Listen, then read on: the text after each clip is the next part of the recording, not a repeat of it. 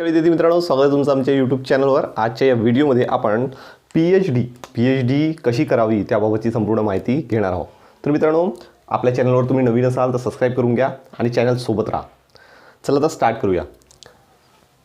मित्रांनो, भरपूर स्टुडंटना पीएचडी करायची असते, परंतु त्यांना त्याबद्दलची माहितीच नसते।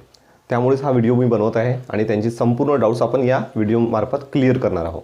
तर पीएचडी कशी करावी, पीएचडी करताना पहिले तर सर्वात आधी आपली योग्यता काय आहे, म्हणजे किती क्वालिफिकेशन लागतं ते संपूर्ण माहिती मी या व्हिडिओमध्ये तुम्हाला देणार आहे।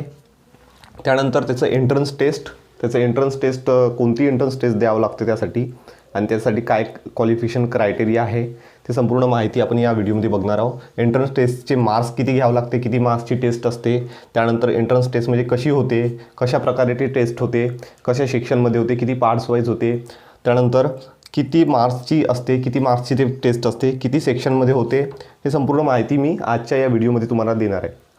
सध्या स्थितीमध्ये जर पाहायला गेलं तर RTM युनिव्हर्सिटीची 25 मार्चला जाहिरात आलेली आहे पीएचडी एंट्रन्स टेस्टबाबत। तर पीएचडीसाठी जेव्हा पण आपण पीएचडी करत असतो तेव्हा आपल्याला कोणती टेस्ट द्यावी लागते, एंट्रन्स टेस्ट जी द्यावी लागते पीएचडीसाठी ती कोणती टेस्ट आहे, तर ते पेट म्हणून एक एंट्रन्स टेस्ट असते। पेट नावाची एक एंट्रन्स टेस्ट जी असते।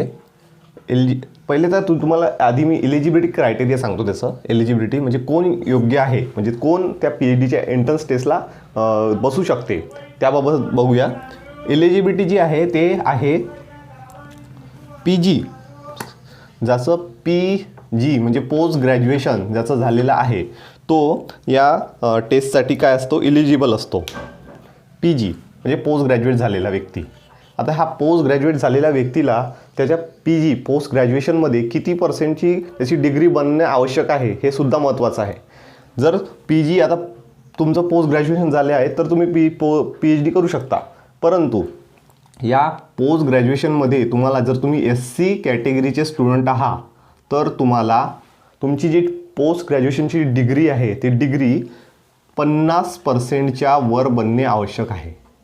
किती, 50%। जर तुम्ही SC कॅटेगरीचे व्यक्ती आहात तर ओके। आणि जर तुम्ही OBC किंवा ओपन कॅटेगरीचे जर आहात, OBC किंवा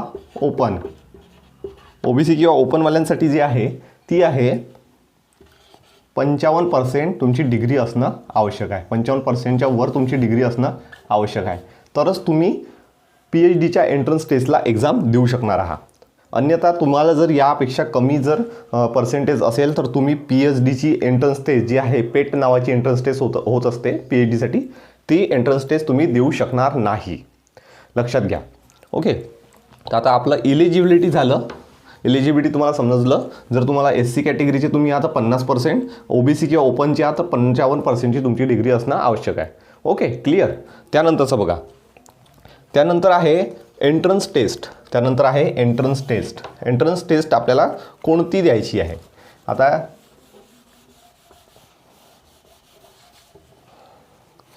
पीएचडी करत असताना तुम्हाला पीएचडीसाठी जसं एंट्रन्स टेस्टसाठी जाहिरात येते, आता जे 25 मार्चला RTM युनिव्हर्सिटी, नागपूर युनिव्हर्सिटीची जाहिरात आली आहे त्यानुसार सांगतो तुम्हाला। पीएचडीसाठी तुम्हाला PET पेट नावाची एक एंट्रन्स टेस्ट द्यावी लागते। पेट नावाची एक एंट्रन्स टेस्ट होत असते, ती एंट्रन्स टेस्ट द्यावी लागते। आता नुकतीच RTM युनिव्हर्सिटीची जाहिरात आलेली आहे। जर तुम्ही आता हा व्हिडिओ बघत असाल तर तुम्ही जर तुमच्या PGच्या पर्सेंटेजच्या क्रायटेरियात बसत असाल तर तुम्ही तुमच्या पेटसाठी तुम्ही अप्लाय करू शकता। आता त्याची जी लास्ट डेट आहे ती आहे 30 एप्रिल लास्ट डेट आहे आणि 24 एप्रिलपर्यंत तुम्ही फॉर्म ऑनलाईन भरू शकता आणि 30 एप्रिलपर्यंत तुम्हाला विद्यापीठात बाय हँड किंवा बाय पोस्ट सेंड करायचा आहे फॉर्म। ओके, माझ्या चॅनलवर त्याचासुद्धा व्हिडिओ मी टाकलेला आहे, तुम्ही तो बघू शकता।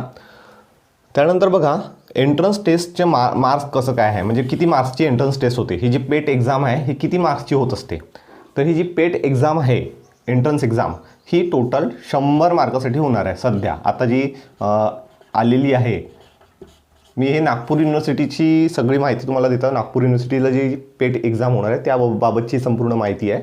ओके, तर ही 100 मार्काची होणार आहे।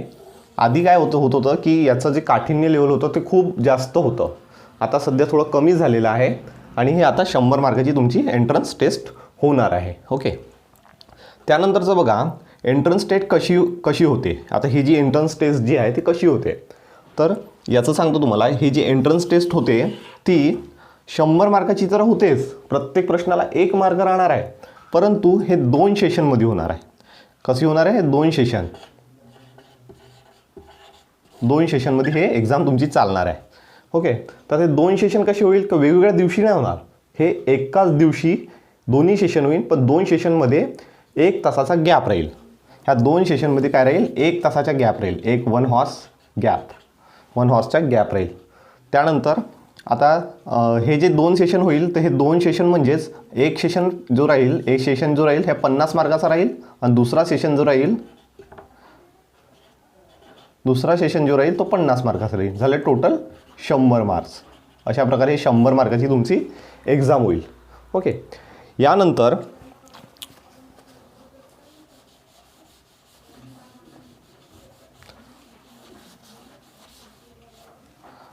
हे 100 मार्काची तुमची एक्झाम झाल्यानंतर जी काही क्वालिफाय मार्क्सची यादी येईल, जे काही त्याच्या नंबर ऑफ सीटच्या हिशोबाने जे काही क्वालिफाय मार्क्सची यादी येईल, त्यानुसार तुमचं जे आहे ते त्यात सिलेक्शन होत असते, आणि तुमचं त्यानंतर PhDची जी जर्नी आहे ते सुरू होत असते मित्रांनो.